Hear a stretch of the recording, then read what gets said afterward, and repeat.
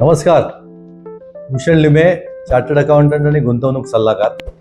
आज मी तुमच्याशी जी लोक नवीन नोकरी लागते, जे सुरुवात करतात किंवा नवीन व्यवसाय सुरू केला, यांना एक प्रश्न असतो की बचत करायची कुठे करायची, किती करायची, या सगळ्यांना प्रश्न पडतो.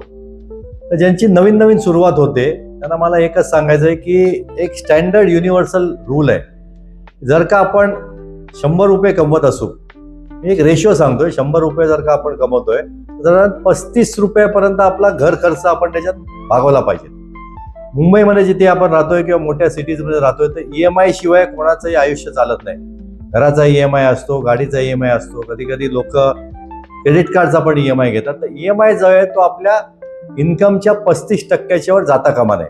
तर 35% घर खर्च झाला, 35% EMI झाला, 70% झाले तर त्याच्यातले उरलेले जे 30% आहेत त्याच्यातले 10% आपण आपल्या लाईफस्टाईल एक्सपेन्सेसवर खर्च करू शकतो. म्हणजे जे आपल्याला गोष्टी आवडतात, जे काय तुमची आवडी असतील, पिक्चर बघितलं, नाटक बघितलं, एखाद्या सॅटर्डे संडे आउटिंग झालं, तर हे बिकॉज महिनाभर आपण काम करतो तर एन्जॉयमेंट पण पाहिजे, तर त्याच्यासाठी 10% आपण करू शकतो. उरलेले जे 20% आहे ते कंपल्सरी बचत करणं गरजेचं आहे.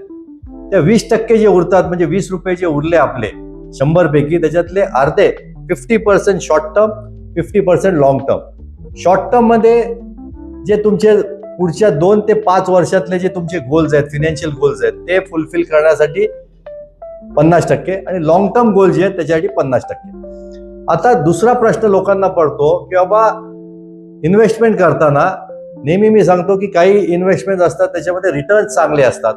आज फक्त SIP बद्दलच मॅक्झिमम जे व्हिडिओज फायनान्शियल ॲडवायझर जे पोस्ट करतात ते म्युच्युअल फंड बद्दल बोलतात. म्युच्युअल फंड एक चांगली इन्व्हेस्टमेंट आहे, पण सगळे आपली जी बचत आहे ते म्युच्युअल फंड मध्ये करणं खूप रिस्की आहे. माझं एक तुम्हाला एक थोडा ॲडवाइस आहे. माझा 30 वर्षाचा जो एक्सपिरियन्स आहे त्याचा ॲडवाइस काय आहे की जर का तुमचं इन्कम महिन्याला 1 लाखापर्यंत असेल ना, तर इनिशियली जोपर्यंत तुमचं इन्कम वाढत नाही, रिस्की इन्व्हेस्टमेंट थोडी कमी करा. तुम्ही 1 लाखाच्या वर जेव्हा तुमचं इन्कम जातं, जे काय तुम्ही बचत करताय त्याच्यापैकी तुम्ही 30% बचत किंवा 40% बचत रिस्की इन्व्हेस्टमेंट, म्हणजे ज्याच्यामध्ये रिटर्न जास्ती आहे पण तुमच्या मुद्दलला पण रिस्क असू शकतं, याच्यात करू शकता. जेव्हा तुमचं इन्कम 2 लाखाच्या वर जातं त्यावेळेला तुम्ही 50% जे तुम्ही सेव्हिंग्स करताय किंवा बचत करताय ते रिस्की इन्व्हेस्टमेंटमध्ये, स्टॉक मार्केटमध्ये, म्युच्युअल फंडमध्ये, क्रिप्टो करन्सीमध्ये, याच्यात पण तुम्ही करू शकता.